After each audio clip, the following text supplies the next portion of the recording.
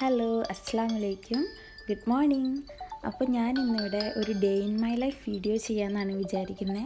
അപ്പോൾ ഇന്നൊരു ഫ്രൈഡേ വീക്കെൻഡാണ്. ഞാൻ 6 മണിക്കാണ് അലാം സെറ്റ് ചെയ്തിരുന്നത്. അപ്പോൾ ഞാനിപ്പോൾ എഴുന്നേറ്റു. അപ്പോൾ ഞാൻ ആദ്യമായിട്ടാണ് ഇങ്ങനൊരു വീഡിയോ ട്രൈ ചെയ്യുന്നത്. അപ്പോൾ എല്ലാവരും കണ്ടു നോക്കുക, സപ്പോർട്ട് ചെയ്യുക.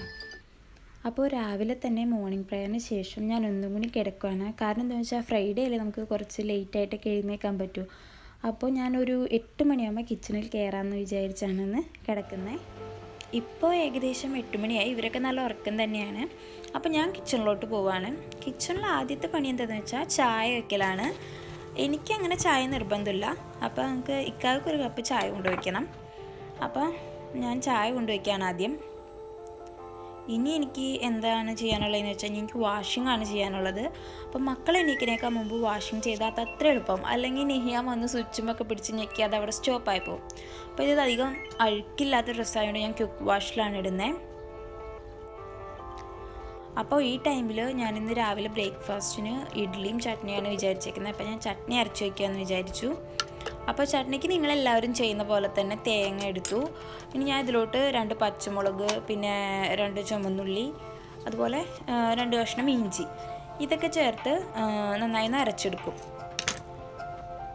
അപ്പോൾ ഞാനിവിടെ ഉപയോഗിക്കുന്ന വെള്ളം എന്ന് പറയുന്നത് എപ്പോഴും ചൂടുവെള്ളമാണ് തേങ്ങ അരയ്ക്കാൻ വേണ്ടി ഉപയോഗിക്കുക. കാരണം തേങ്ങ ഫ്രിഡ്ജിലല്ലേ സൂക്ഷിക്കുന്നത്. അപ്പം പച്ചവെള്ളത്തിൽ അരച്ച് കഴിഞ്ഞാൽ ഇങ്ങനെ പിരിപിരിന്ന് നിൽക്കും. അപ്പോൾ അതുകൊണ്ട് ഞാൻ എപ്പോഴും ചൂടുവെള്ളത്തിൽ തന്നെയാണ് അരയ്ക്കാറ്. അപ്പോൾ ചട്ടി വെച്ചിട്ടുണ്ട്. ചട്ടിയിൽ വെളിച്ചെണ്ണയൊക്കെ ഒഴിച്ചു. കടുക്, അതുപോലെ ഇനി എന്താണ് ചുമന്ന മുളക്, അതായത് ചുമന്ന മുളകില്ല, ഉണക്കമുളക്, പിന്നെ കറിവേപ്പില, ഇത്രയും സാധനങ്ങളാണ് ഞാൻ സീസണിങ്ങിന് വേണ്ടി ഉപയോഗിക്കാറ്. ഇതിലോട്ട് അരച്ച് വെച്ചേക്കുന്ന തേങ്ങ ഒഴിച്ചു കൊടുക്കുക.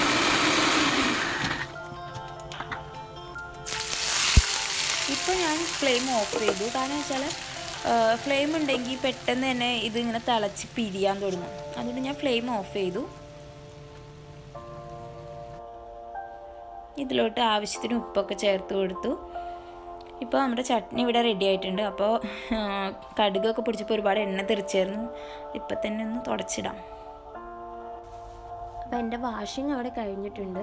തുണി എടുത്തതിന് ശേഷം വാഷിംഗ് മെഷീൻ കുറച്ച് നേരം ഇങ്ങനെ തുറന്നിടണം. അപ്പോൾ ആ ബാഡ് സ്മെല്ല് തങ്ങി നിൽക്കില്ല. ഇന്നത്തെ ക്ലൈമറ്റൊക്കെ ഒരു ക്ലൗഡി ക്ലൈമറ്റാണ്. പിന്നെ നമുക്ക് ബ്രേക്ക്ഫാസ്റ്റിന് ഇഡ്ഡലി ഉണ്ടാക്കാനാണ് ഞാൻ പോകുന്നത്. അപ്പോൾ ഞാൻ ഇഡ്ഡലി തട്ടിലൊക്കെ നല്ലപോലെ വെളിച്ചെണ്ണയൊക്കെ തേച്ചിട്ടുണ്ടായിരുന്നു. അപ്പോൾ നമുക്ക് ഇഡ്ഡലി കുക്ക് ചെയ്യാൻ വെക്കാം. ഞങ്ങൾക്ക് മിക്കപ്പോഴും ഇഡ്ഡലിയും ദോശയും തന്നെയാണ്. കാരണം വെച്ചാൽ ഇക്കാക്കാക്ക് ഇഡ്ഡലിയും ദോശയാണ് ഇഷ്ടം. പിന്നെ പിള്ളേരും ഇഡ്ഡലിയും ദോശയും തന്നെയാണ് ഇഷ്ടം. വേറെ എന്ത് കൊടുത്താലും അത്രയ്ക്ക് സന്തോഷമാവില്ല അവർക്ക്. അതുകൊണ്ട് എനിക്ക് എളുപ്പമായി. മിക്ക ദിവസങ്ങളിലും ഞങ്ങൾക്ക് ഇഡ്ഡലിയും ദോശയും തന്നെയായിരിക്കും.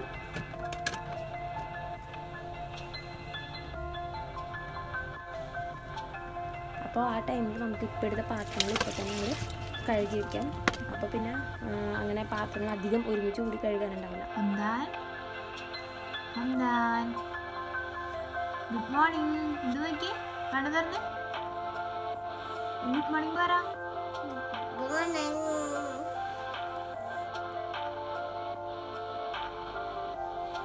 എന്തായാലും എണീറ്റാ? നിഹാനെ വിളിക്കണോ?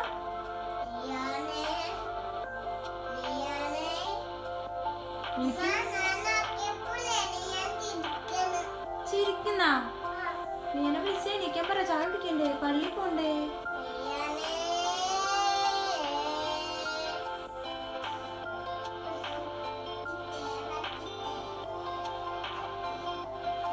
എഴുന്നേക്കാൻ പറയണേ.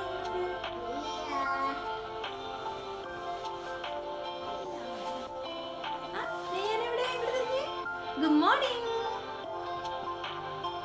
ഗുഡ് മോർണിംഗ് പറഞ്ഞില്ലല്ലോ. ഗുഡ് മോർണിംഗ് പറ. അച്ഛമ്മലേക്കും പറഞ്ഞില്ല. എന്താ അച്ഛമ്മലേക്കും പറഞ്ഞില്ലല്ലോ.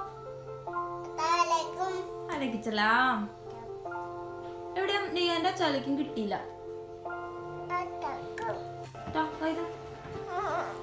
വാലക്കിച്ചല ഈ കൈയാണോ, വലത് കൈതാണോ? വാലക്കിച്ചലാം. എഴുന്നേക്ക് രണ്ടുപേരും എണീക്ക്. എഴുന്നേക്കട കള്ളന്മാരെ.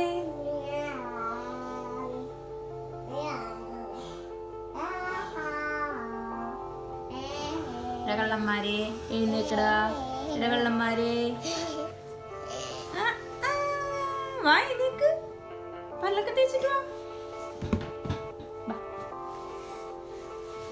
നമുക്ക് പല്ലേക്കാൻ പോവാം. ബാ, ഞാൻ വന്നില്ല.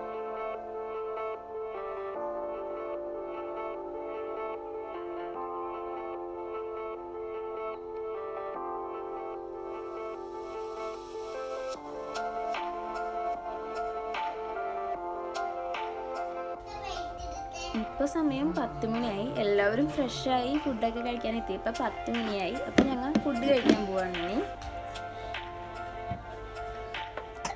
അപ്പോൾ ഞങ്ങളുടെ ഫുഡ് റെഡിയൊക്കെ കഴിഞ്ഞു. ഇനി അടുത്തത് ക്ലീനിങ് ആണ്. അപ്പോൾ ഞാൻ രാവിലെ ബ്രഷ് ചെയ്ത് ഇടുന്നുള്ളൂ ഫ്ലോറൊക്കെ, പിന്നെ ജസ്റ്റ് ഒന്ന് ക്ലീൻ ചെയ്തിടുന്നുള്ളൂ. ഉച്ചയ്ക്ക് ശേഷം എനിക്ക് എന്തായാലും നല്ലൊരു ക്ലീനിങ്, ഒരു മോപ്പിംഗ് എന്തായാലും ആവശ്യമായിട്ട് വരും. അത് നിങ്ങൾക്കിത് കാണുമ്പോൾ അറിയാം.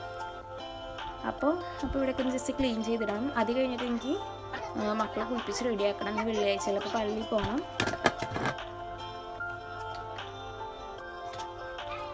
വെള്ളിയാഴ്ച ദിവസം പൊതുവെ എല്ലാം കുറച്ച് സ്ലോ ആയിട്ട് തന്നെ നടക്കുകയുള്ളൂ.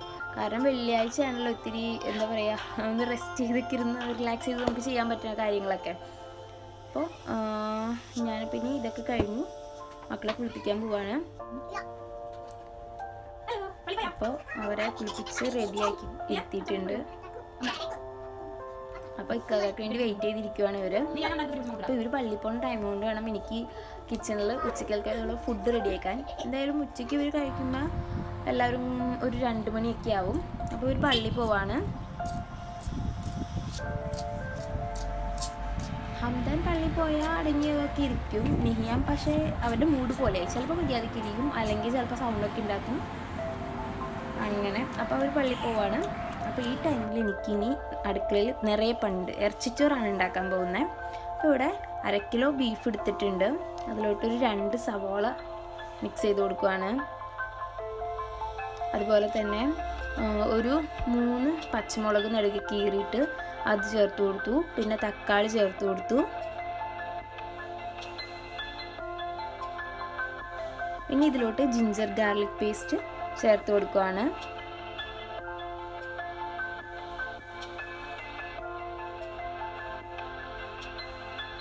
ഇനി ഇതിലോട്ട് നമുക്ക് പൗഡേഴ്സ് ചേർത്ത് കൊടുക്കാം. ഞാനൊരു 1.5 ടേബിൾ സ്പൂൺ മുളക് പൊടിയാണ് ഇടുന്നത്. അതുപോലെ ഒരു 1/2 ടീസ്പൂൺ മഞ്ഞൾപ്പൊടി ചേർത്ത് കൊടുക്കാം. ഇനി മല്ലിപ്പൊടി ഒരു 1.5 ടീസ്പൂൺ ചേർത്ത് കൊടുക്കാം. 1.5 ടേബിൾ സ്പൂൺ കേട്ടോ. ഇനി ഒരു 1/2 ടീസ്പൂൺ ഗരം മസാല, പിന്നെ 1 ടീസ്പൂൺ പെരുംജീരകം പൊടിച്ചത്, ഇത്രയും ചേർത്ത് കൊടുത്തു. പിന്നെ 1 ടീസ്പൂൺ തൈര് ചേർത്ത് കൊടുക്കണം കേട്ടോ. ഇതിപ്പോൾ ഞാൻ ഉപ്പാണ് ചേർത്ത് കൊടുക്കുന്നത്. ഒരു ഉപ്പും ചേർത്ത് കൊടുക്കണം, ഒപ്പം തൈരും ചേർത്ത് കൊടുക്കണം. തൈര് ഇപ്പോൾ എന്തെങ്കിലും സ്റ്റോക്ക് ഇല്ലാത്തതുകൊണ്ട് ഞാൻ തൈര് ചേർക്കുന്നില്ല. തൈര് പക്ഷേ നിങ്ങൾ എന്തായാലും ചേർക്കണം കേട്ടോ. ഇനി ഇത് നല്ലപോലെ ഒന്ന് മിക്സ് ചെയ്യാം.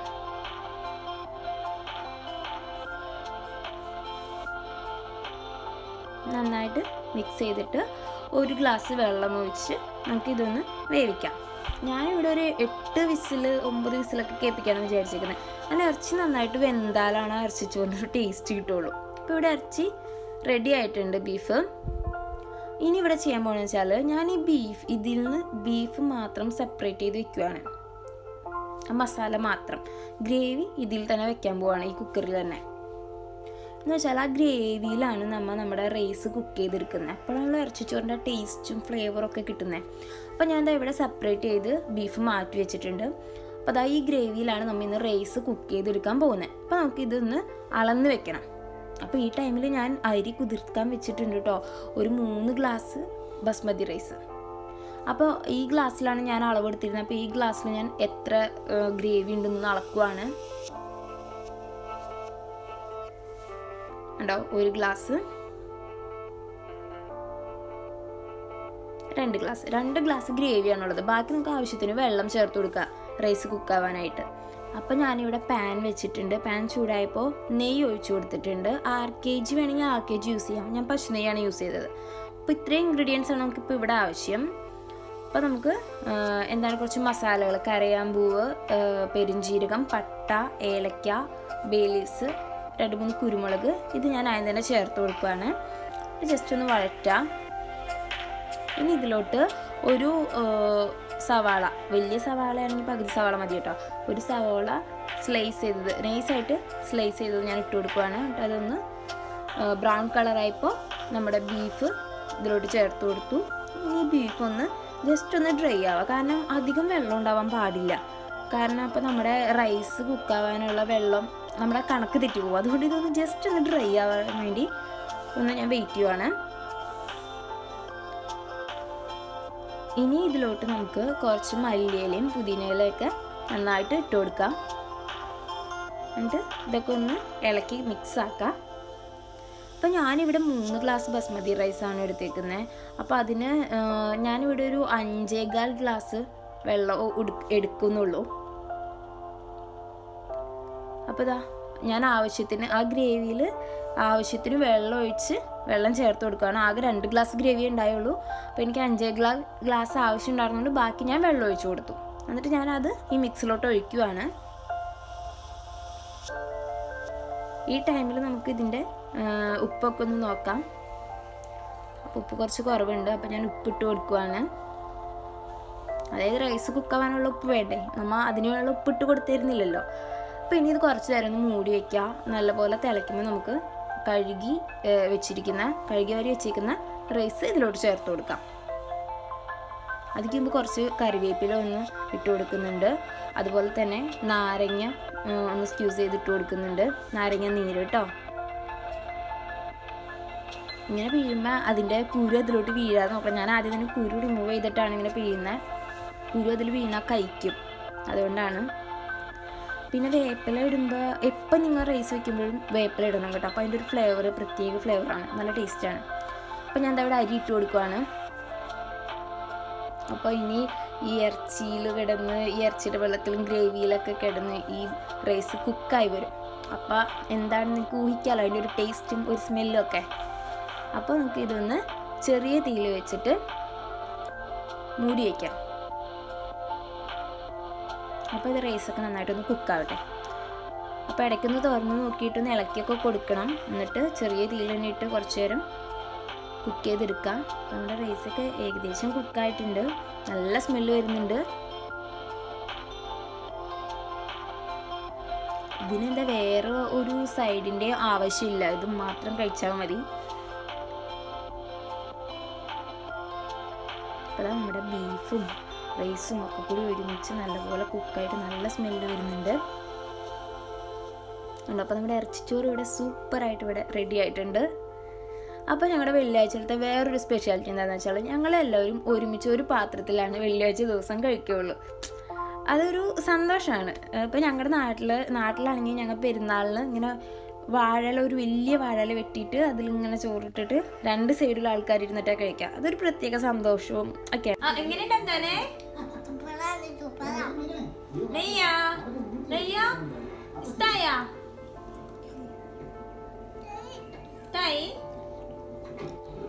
അപ്പോൾ ഭക്ഷണമൊക്കെ കഴിഞ്ഞു. ഞാൻ പറഞ്ഞില്ലേ എനിക്കിനി മോപ്പിങ് എന്തായാലും ആവശ്യം വരും, നല്ലൊരു തുടയുടെ ആവശ്യമുണ്ട് ഇവിടെ.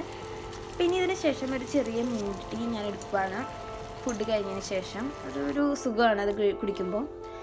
അപ്പോൾ ഇനിയിപ്പോൾ എൻ്റെ അടുക്കളയിലെ ക്ലീനിങ്ങും പാത്രം കഴുകിക്കലൊക്കെ കഴിഞ്ഞു. റൈസ് ബാക്കിയുണ്ട്. അപ്പോൾ രാത്രിക്കലത്തേക്കുള്ള റൈസായി. ഞാൻ എൻ്റെ ബ്രദറിനെ പ്രതീക്ഷിച്ചിരുന്നു, ഉച്ചയ്ക്ക് ബ്രദർ വന്നില്ല.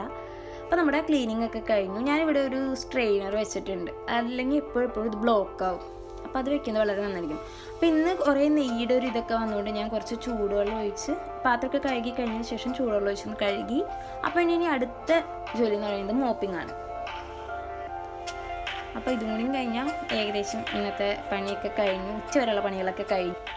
അപ്പോൾ മക്കളൊക്കെ ഉറങ്ങി. അപ്പോൾ ഈ ടൈമിൽ ഞാൻ നിങ്ങൾക്ക് പുറത്തുള്ള കാഴ്ചകൾ കാണിച്ചു തരാം, കുറച്ച് പച്ചക്കറി കൃഷിയൊക്കെ. പക്ഷേ അത് നിങ്ങൾക്ക് അടുത്ത വീഡിയോയിലേ കാണാൻ പറ്റൂ, കാരണം എനിക്കിപ്പോൾ 15 മിനിറ്റ്സ് വീഡിയോ ചെയ്യാൻ പറ്റുള്ളൂ. അപ്പോൾ ഇത്രയും നേരം കണ്ടിരുന്ന എല്ലാവർക്കും താങ്ക്സ് ഫോർ വാച്ചിങ്. അസ്സലാമു അലൈക്കും.